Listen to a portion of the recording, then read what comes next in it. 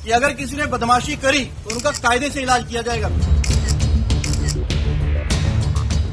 पश्चिम बंगाल का चुनाव मतपेटियों से ज्यादा मार पिटाई के लिए मशहूर रहा।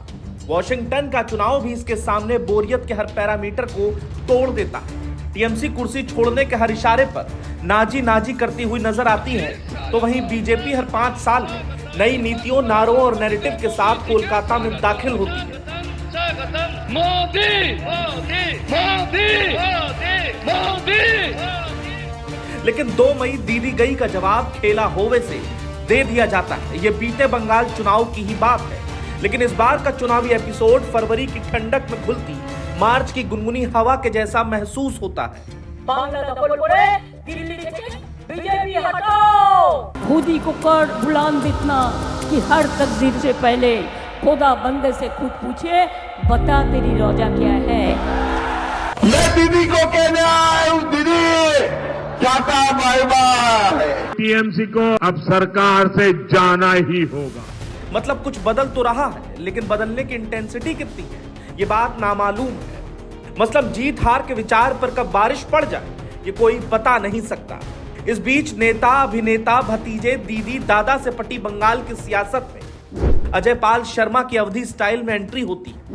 आसपास के जितने भी लोग हैं अच्छी तरह से समझ लें कि अगर किसी ने बदमाशी करी तो उनका कायदे से इलाज किया जाएगा। आईपीएस एनकाउंटर स्पेशलिस्ट या सिर्फ शर्मा जी का बंगाल में वेलकम होते ही बीजेपी ने उन्हें सिंघम का साक्षात रियल अवतार बता दिया, तो वहीं टीएमसी ने उन्हें भगवा एजेंट का तमगा थमा दिया। सबसे कम शब्दों में कहें तो बंगाल चुनाव की ढलान पर दीदी टू दादा से पहले शर्मा जी सियासी सोशल फाइट्स में ट्रेंड करने लगे। फिर बाद में रोना पछताना मत। बात बहुत आगे बढ़ी तो टीएमसी कलकत्ता हाईकोर्ट की तरफ बढ़ चली। फिलहाल हाईकोर्ट ने कोई बढ़त ना लेते हुए अजय पाल के खिलाफ दायर याचिका को खारिज कर दिया और साफ कह दिया कि कोई दखल नहीं दी जाएगी। मतलब टीएमसी की कानूनी कामना यहां अधूरी रह गई। अब आते हैं पूरी पिक्चर पर। कहानी शुरू होती है दक्षिण 24 परगना से, जहां शर्मा जी पुलिस ऑब्जर्वर नियुक्त किए गए। निष्पक्ष चुनाव कराने की जिम्मेदारी को आत्मसात कर फाल्टा क्षेत्र जा धमके वहां से टीएमसी उम्मीदवार जहांगीर खान को वार्निंग दी कि कुछ गलत किया तो ठीक नहीं होगा। अच्छी तरह से समझ लें कि अगर किसी ने बदमाशी करी तो उनका कायदे से इलाज किया जाएगा। फिर अगर कहीं से खबर आ गई कि किसी ने कोई खुराफात करने की, किसी को परेशान करने की कोशिश की है, तो फिर उसकी खबर भी अच्छे चलेंगे हम। ये जहांगीर के घर वाले भी खड़े हैं, उसको बता देना कायदे से। ये बार बार जो खबरें आ रही हैं कि उसके लोग धमका रहे हैं, तो फिर अच्छे से खबर लेंगे, फिर बाद में रोना पछताना मत। वार्निंग का असर कितना हुआ ये बात की बात है, लेकिन जहांगीर खान के ही इलाके में जब वोटिंग हुई तो आरोप है कि बीजेपी के चुनावी चिन्ह कमल को ही पट्टी पहना दी गई। तुम्हें क्या पता उसके बारे में? बस। हालांकि चौंकने या आश्चर्य जैसा कोई भाव मन में आए तो उससे पहले जहांगीर खान के व्यक्तित्व पर थोड़ी रिसर्च कर लेनी चाहिए। समय ना हो तो उनके मुख से निकले बाहुबली सरीखे कुछ शब्दों को ही सुन लेना चाहिए, जहां वो अजयपाल शर्मा को चुनौती देते हुए कहते हैं कि सीआरपीएफ को भी हवा में उड़ाने की धमकी दे डालते हैं। তোমরা ভাবছো নিজেকে কয়েকটা সিআরপিএফ নিয়ে বড় বড় বাতালা দিচ্ছ।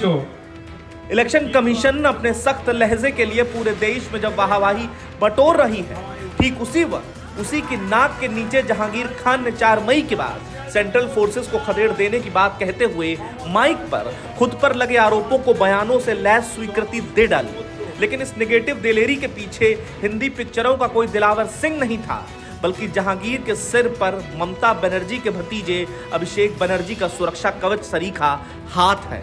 आसान भाषा में कहें तो जहांगीर खान अभिषेक बनर्जी के करीबी, और ये अभिषेक बनर्जी तो पहले ही वोटरों को इत्तला कर चुके हैं कि पिछली बार तो छोड़ दिया था, इस बार जीत नहीं मिली तो दिल्ली से बचाने भी कोई नहीं आएगा।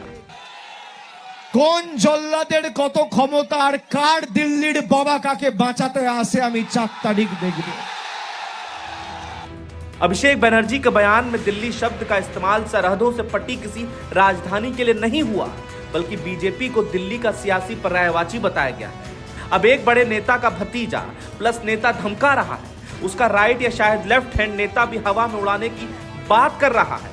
तो वहीं इस सब के बीच हावड़ा ब्रिज के नीचे हुगली नदी में ये सवाल हिचकोले खा रहे हैं कि क्या साल 2011 से सत्ता में काबिज ममता बनर्जी को साल 2011 कैडर के आईपीएस अजय पाल शर्मा से इतना डर लगता है?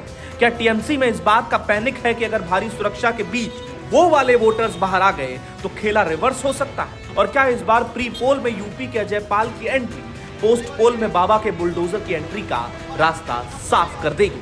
Bureau report, news leader. आपका घर कहीं वहाँ पे एफएसटी तो यही एरिया ना? ये तो यही कर रहे हो ना, तो आपको एरिया का एफएसटी का यही एरिया ना? ये जहांगीर खान का घर कौन सा है? उसके अंदर शर्म आनी चाहिए तुम लोगों को।